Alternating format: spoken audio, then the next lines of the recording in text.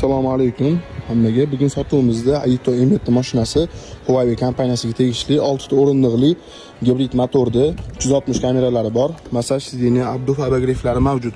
Inshaalloh mashinamizda hamma qulayliklari bor. Qora salon, kapitanskiy sideniyada, orqada ham ancha keng joy bor. Mana.